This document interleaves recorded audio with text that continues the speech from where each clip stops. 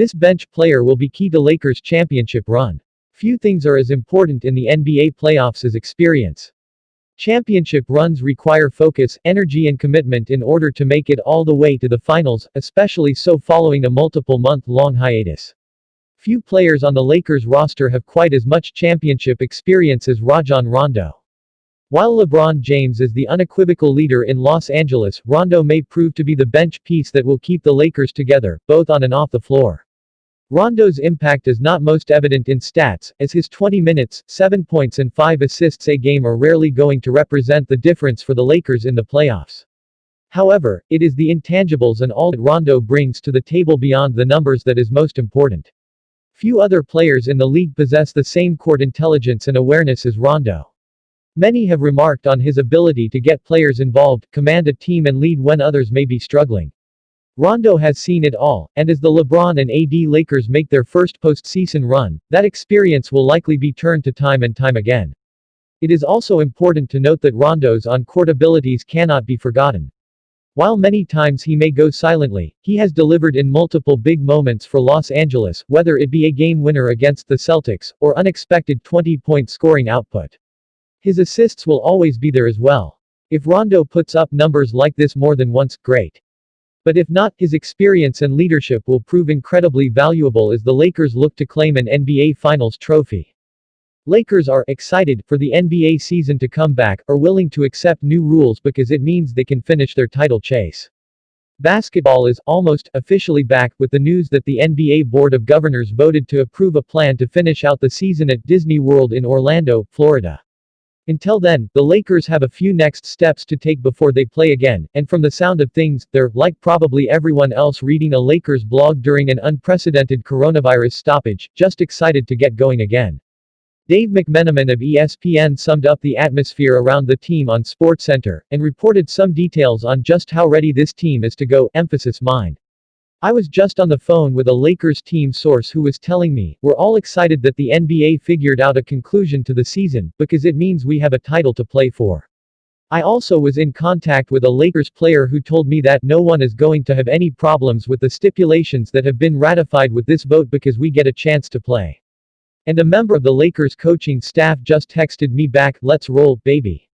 There is certainly a level of excitement to get this thing going, and of course there's the idea that they're going to have to wait 5 weeks or so before they play games, but they're feeling pretty good right now. First of all, I am devastated that Frank Vogel was unwilling to attach his name to "Let's Roll, Baby," because that would be an instantly iconic rallying cry and 1000% sounds like something he would say, so I'm choosing to believe it was him until we're told otherwise. Secondly, that bolded part is huge, because while everyone, including this site, has already started celebrating the season's return, it still technically has to be approved by the National Basketball Players Association, and some details will clearly need to be ironed out and negotiated before that can happen. There is also the matter of finalizing a health protocol for everyone to agree on. Still, Lakers player in McMenamin's report above saying that the team is willing to agree to basically whatever is big, because it likely, to some degree, captures the mindset of most of the players with something to play for heading to Orlando. It at the very least is another indication that this is unlikely to turn into a big, ugly, dragged out and public negotiation between the union and league, all of the MLB. Beyond that, this isn't much of a surprise, but it is encouraging.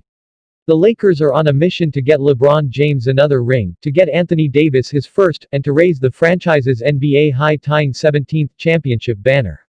They have a real chance to do it with how good they've been this season, so of course they're just as excited to get the chance as all of us are to watch them go for it. The NBA is back. Lakers schedule, free agency, draft and training camp dates.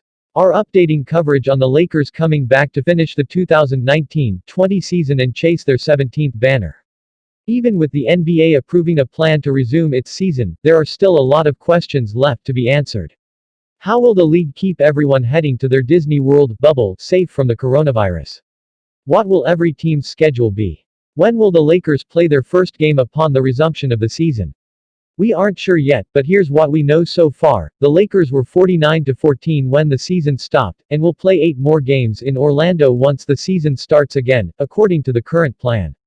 Of those 8 games, the team needs to win 3 if they want to clinch the best record in the Western Conference, and would need some serious luck to catch the Milwaukee Bucks, 53-12 overall, for the best overall record in the league. Given that home court advantage no longer exists at a neutral site, however, that arguably no longer matters much. Here is everything else we know about the format so far.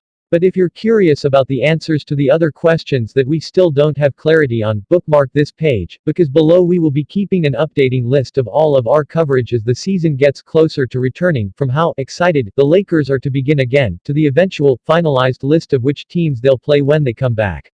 Beyond the season, there are also other dates to keep track of, like when free agency will take place, as well as the draft, and when training camps for the 2020-21 season will start.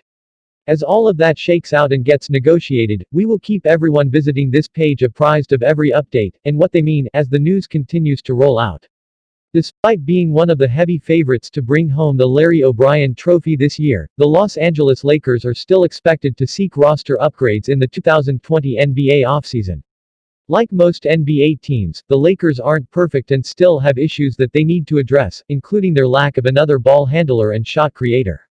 To solve their backcourt problem, one of the players that the Lakers could target in the 2020 NBA free agency is Goran Dragic of the Miami Heat.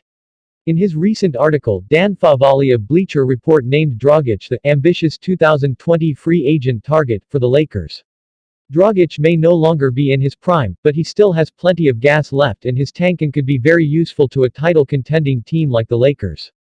Though Dragic has already shown a decline in his performance, Favale believes that the player would still be a better primary backup point guard for the Lakers next season than Rajon Rondo. And with few to no alternative wings worth the Lakers' time, settling on Goran Dragic is the move. Bench-heavy lineups that have him spell LeBron as the primary ball handler would be infinitely more potent than Rajon Rondo-led combinations. He also poses less of an overlap next to LeBron himself. Spot-up possessions have accounted for more than 15% of Dragic's total offense so far this season.